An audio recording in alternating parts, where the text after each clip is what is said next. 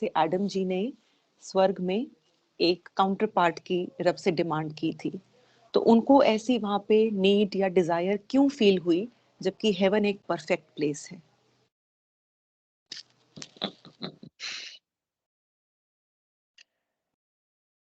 रब ने जिस वक्त एडम जी को क्रिएट कर दिया था ना, तख्लीक कर दिया था, तो जितनी भी चीजें थी ना स्वर्ग की, वो एक्सटर्नल पार्ट थी, बाहर की चीजें थी। वो एडम के अपने बॉडी पार्ट से या अपने भूतों से बनी हुई चीजें नहीं थी। एडम जी तो बन गए।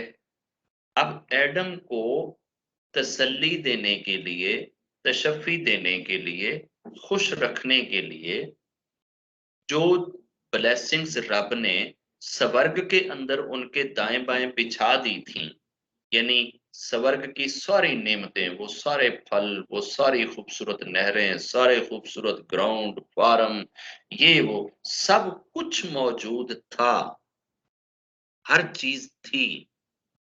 मगर एडम जी वहां भी वहां भी क्या थे? थोड़े से थोड़े से अनहैप्पी थे। स्वर्ग में रहकर सुकून नहीं था। वो सुकून किस चीज का नहीं था? अपनी फीलिंग्स को, अपने महसूसात को, जो सेंसेस रब ने उनको लगाई थी, उन सेंसेस के अंदर आने वाली चीजें शेयर किसके साथ करें? एंजल एंजल तो वैसे ही रब की मशीनें हैं, उनको क्या लगे इन चीजों से भाई? वो तो रब की मशीनें हैं, खुदा खुदा है, अकेला तो एडम ही है ना। अब एडम को अपनी फीलिंग्स की सेटिस्फेक्शन के लिए किसी एक और सेटिस्फायर की, किसी एक और पार्टनर की, किसी एक और हस्ती की जरूरत थी। और वो पार्टनर, वो हिस्सेदार सेम भूतों से बना हुआ हो, सेम फीलिंग वाला हो, सेम चीज हो, ताकि सेम चीज को आप सेम चीज महसूस करा सकते हैं ना। मैं इस पेंसिल को लाख बोलता रहूं कि आज जो है ना, आज सत्संग में बड़ा लुत्फ आया है, तो इस बेचारी को क्या पता। मैं इसे कहूं कि आज का सत्संग तो बिल्कुल ऐसे ही था, तो इस बेचारी को क्या फर्क पड़ेगा? क्योंकि इसके भूत मेरे साथ मिलते नहीं है। जिसके मेरे साथ भूत मिलते होंगे, मैं उसके साथ वो चीज कर सकता हूं, मैं अपनी फीलिंग्स उसको बता सकता हूं, उसके साथ शेयर कर सकता हूं। इंसान जब भी कभी कोई भी अच्छा या बुरा, कोई ख्याल, कोई सोच, कोई तसव्वुर अपने जहन में गुजारता है, तो फौरन उसका ताल्लुक किसी दूसरे से होता है, अपने आप से नहीं होता। इंसान को अपनी बड़ाई का शौक होता है कि कोई इसकी तारीफ करे, गुड जी, वाह जी वाह। भावें तुसी खिलाड़ी हो, भावें तुसी पॉलिटिशियन हो, भावें तुसी डॉक्टर हो, भावें तुसी टीचर हो, भावें तुसी हाउस वाइफ हो, भावें तुसी जनाब पुलिसमैन हो, ते भावें सेना दे विच हो, जो भी है ना, बच्चा ते यही है कि दूसरा कहे कि गुड यार, वेल डन। ये गुड यार, वेल डन क्या है? आपकी वो फीलिंग्स के ऊपर एक सर्टिफिकेट ही तो है जो दूसरी तरफ से आता है। चाहे आपको उसकी जरूरत हो या ना हो, लेकिन दुनिया के अंदर इंसान इंसानों के बगैर नहीं रह सकता। इंसान इंसान का ही दुश्मन है, मगर चाहता भी यही है कि कोई दूसरा इंसान हो। अगर एक इंसान को आप जमीन पे अकेला छोड़ दें ना, और जंगल के सारे जानवर उसके अंडर कर दें कि जी आप अकेले हैं, अब ये सारे हाथी, ये सारे शेर, ये सारे बंदर गीदड़ जो है ना, ये तेरा आदेश मानेंगे, तू इनको जो चाहे इनके साथ कर। यकीन जानिए, एक दिन के अंदर वो बंदा नक्को नक हो जाएगा। इतनी बड़ी ताकत, शक्ति और इतना बड़ा रिवार्ड लेकर भी वो कभी हैप्पी नहीं रहेगा। क्यों हैप्पी नहीं रहेगा? कि वो अपनी हैप्पीनेस जो अभी ये ऑर्डर दे रहा है, और सारे शेरों को ऑर्डर दे रहा है, सारे सांपों को ऑर्डर दे रहा है, अब ये ऑर्डर शेयर किसके साथ करे? अपनी ये फीलिंग बताए किसको, सुनाए किसको, समझाए किसको, दिखाए किसको? कोई दूसरा होना चाहिए।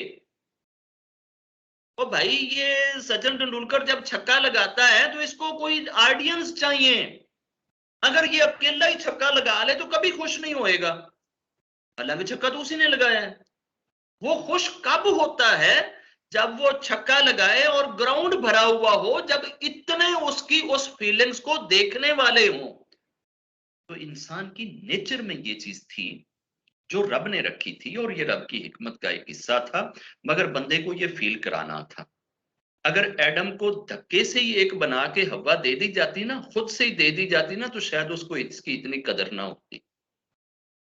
एडम की अपनी डिमांड पे, अपनी ख्वाहिश पे रब ने जिस वक्त ईव को बनाया, तो अब जो ईव उसको मिली है ना, अगर उस ईव ने थोड़ा बहुत सताया भी हो ना, तो हम गिला नहीं करन जोगा, क्योंकि आपे मंगी सुना, आपे लई सुना, आधे हिस्से विचों लई सुना, अपने शरीर चों लई सुना, अपने बदन चों लई सुना, ते हुण भुगते उदों दा इंसान भुगती आ रहा है, ते डे ऑफ जजमेंट तक इंसान भुगतेगा। आपे लईए ते आपे ही उनदे नाल उन्हें वो सारा खता कीता है। तो इंसान को एक दूसरे कपल की खुद अपने अंदर से ही कॉम्प्लीमेंट दे दिया गया था। ईव जो है ये बाहर से कोई जनरेट नहीं हुई, इसके कोई बहुत अलग नहीं है, ये कोई नई नस्ल नहीं है, इसकी एवोल्यूशन कोई अलग चीज नहीं है। ये एडम जी की पसली के अंदर से, हड्डी के अंदर से इसको तख्लीक किया गया है, लेफ्ट साइड की पसली से। आज तक दुनिया के हर मर्द की लेफ्ट साइड की जो पसलियां हैं, रिब्स जो हैं, ये राइट साइड वाली पसलियों से, रिब्स से एक पसली कम होती है। वो एक पसली अजब से ही कम है, शुरू से जिस पसली से ईव को बनाया गया था। और लेफ्ट साइड की जो रिब्स हैं, जो पसलियां हैं, ये हार्ट के बहुत करीब हैं। इंसान दुनिया में और किसी चीज से इतना हैप्पी नहीं होता, खुश नहीं होता, जितना काउंटर पास्ट पार्ट को पाके खुश होता है। मर्द को सबसे ज्यादा खुशी औरत से मिलेगी, औरत को दुनिया में सबसे ज्यादा खुशी मर्द को पाके मिलेगी। बाकी चाहे आप इनको 8 गाड़ियां दे दें, 20 कनाल के जनाब बंगले दे दें, और 600 इनको जनाब बैंक बैलेंस दे दें, जो मर्जी दे दें, इसकी सबसे बड़ी हैप्पीनेस इंसान की इंसान ही है। तो ये एक अलग एक मतलब एक क्या कहते हैं कि एक बहस है, या अलग एक डिबेट है कि इंसान जो है वो स्वर्ग में जब था तो अकेला होने के बावजूद उसने एक लाइफ पार्टनर की ख्वाहिश क्यों करी? तो वो ख्वाहिश उसकी सृष्टि में थी, वो उसकी बेसिक नेचर में थी, उसकी हस्ती के अंदर थी। और इस चीज के ऊपर भी वो रब को ये नहीं कह सकता कि रब्बा मैं ते ठीक सा, मैं ते अल्लाह बड़ा स्वर्ग विच हैप्पी सा, ए तू लाइफ पार्टनर क्यों कर देती है, या ए तू क्यों बनाई है? ये इंसान ने खुद कही थी।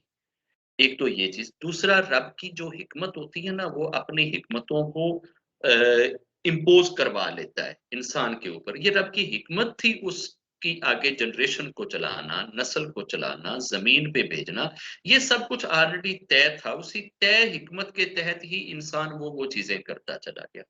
और जो चीजें रब की हिकमत के तहत इंसान करता है ना, उस पे रब उसकी गिरफ्त नहीं करता, रब उस पे बाज पुरस नहीं करता, रब उसका हिसाब नहीं लेता। हमें माता पिता रब अपनी हिकमत से देता है, खुद अपने फैसले से देता है ना। डे ऑफ जजमेंट वाले दिन किसी बंदे से ये सवाल नहीं पैदा होएगा, ये रब नहीं पूछेगा कि तेरा फलां मात क्यों है, तेरा फलां पिता क्यों है, ये नहीं पूछा जाएगा उससे। बहन भाई रब खुद देता है ना, किसी बंदे से ये सवाल नहीं होएगा कि तेरा फलां भाई क्यों है, फलां तेरी बहन क्यों है। बच्चे रब खुद देता है ना, किसी बंदे से ये नहीं पूछेगा कि फलां तेरा बेटा क्यों है, फलां तेरी बेटी क्यों है। ये रब ने खुद दी है। जो चीजें रब खुद करता है ना, अपनी मसलियत के तहत, अपनी हिकमत के तहत करता है, उस पे बंदे का हिसाब नहीं लेगा। लाइफ पार्टनर ये ਅਸੀਂ आपे चूज करने, आपे लभने, खुद बनाने। भैन भरा रब आपे देंदा है, ਧੀਆਂ पुत्र रब आपे देंदा है, मात पिता रब आपे देंदा है। ਜਿਹੜੇ ਜਿਹੜੇ ਰਿਸ਼ਤੇ ਰੱਬ ਆਪੇ ਦਿੰਦਾ ਹੈ, ਰੱਬ ਖੁਦ ਦਿੰਦਾ ਹੈ, ਉਹਦੇ ਉੱਤੇ ਹਿਸਾਬ ਨਹੀਂ ਹੋਏਗਾ। ਇਹ ਤੁਹਾਡੇ ਕੋਲੋਂ ਜ਼ਰੂਰ ਪੁੱਛੇਗਾ कि ਇਹ ਤੈਨੂੰ ਦੁਨੀਆ ਦੇ ਉੱਤੇ ਇਹ ਹੀ ਲੱਭਿਆ ਸੀ लाइफ पार्टनर बनाने ਲਈ। हम जब लाइफ पार्टनर बनाते हैं ना, तो सोचते नहीं है कि इसका जवाब देना पड़ेगा, रब पूछेगा। बाकी रिश्तियां ते नहीं पूछेगा, लाइफ पार्टनर ते जरूर पूछेगा पर किन किन चीजों की बेस पे चूज किया था। लाइफ पार्टनर आपका दूसरा इंजन है।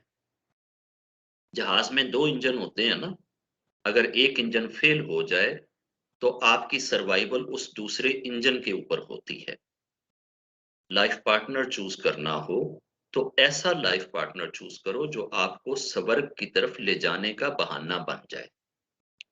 अगर आप कभी सैटनल थॉट्स में घिर भी जाएं, अगर आप कभी रब से दूर होने का सोच भी लें, अगर आप कभी शैतान की गिरफ्त में आ भी जाएं, तो लाइफ पार्टनर एटलीस्ट ऐसा हो जो फौरन आपको संभाल ले, आपका हाथ पकड़ ले, आपको झंझोड़ दे, आपको हिला दे, आपको फील करा दे यारा गलती कर रहे हैं। ये थोड़ा सा ना इन चीजों का ध्यान रखा करें। खैर, एडम जी को जो ईव का एक तसव्वुर आया या ख्याल आया या याद आई, वो इस चीज की दलील भी है कि स्वर्ग के अंदर जो मर्दों को औरत मिलेगी ना, बीवी जो मिलेगी, ये याद रखें कि बीवियों को ये बड़ा डराया गया है कि वहां की हूरें बड़ी हसीन होएंगी और वो जनाब बड़ी खूबसूरत होएंगी, वो तो ऐसी होएंगी, वो ऐसी होएंगी। तो हर औरत डरी हुई है कि ये मर्द उत्थे जाके बेवफाई करेगा ते उल्लू दा पट्ठा उत्थे ते वो खूबसूरत बड़ियां हुरां होणगियां ते हुरां दे पिछे लग जाएगा ते साडे ते नंबर ही नहीं लगणगे। ये याद रखिएगा कि 70 हूरें एक मर्द को मिलेंगी। 70 हूरों का जो हुस्न होएगा, वो सारे का सारा हुस्न अगर एक प्लेट में इकट्ठा किया जाए तो वो वाइफ को दिया जाएगा, वो पत्नी को दिया जाएगा। पत्नी हूर से ज्यादा हसीन होएगी। तो वहां किसी तरह की भी ज़हन के अंदर उठने वाली कोई भी खलश बाकी नहीं रहेगी। सिर्फ और सिर्फ हर वक्त नई नई नेमतों को पाके खुशी का एहसास होएगा। वहां आप अपनी उन हूरों के साथ हैप्पी होएंगी, खुश होएंगी। बल्कि हमेशा रब को डिमांड करोगे थोड़ियां जिहियां होर वधा दे, साडे नाल कुछ होर रला दे। और रलाण दी ते डिमांड तुसी कर सकते हो, घटाण दी डिमांड नहीं करोगे। तो जो जिस हिकमत में भी रब ने क्रिएट करा है, जो रब की एक मसलियत है, रब की मसलियत इंसान के लिए बेहतर से बेहतर होती है, उसमें शर नहीं कभी हो सकता। हर एक चीज में रब खैर रख देता है। हमें सिर्फ उस खैर को अंडरस्टैंड करने की बुद्धि और ज्ञान नहीं है। इस वजह से शायद हम अशांत रहते हैं। रब से दुआ है कि हमें वो ऐसे लाइफ पार्टनर दुनिया में भी और आफ्टर लाइफ में भी नसीब करे जो हमारे लिए हर हाल में खुशी का बायस बने और हर हाल में हमारे लिए बेहतरी का बायस बने। जय गुरु जी। थैंक यू बेटा मैम। आज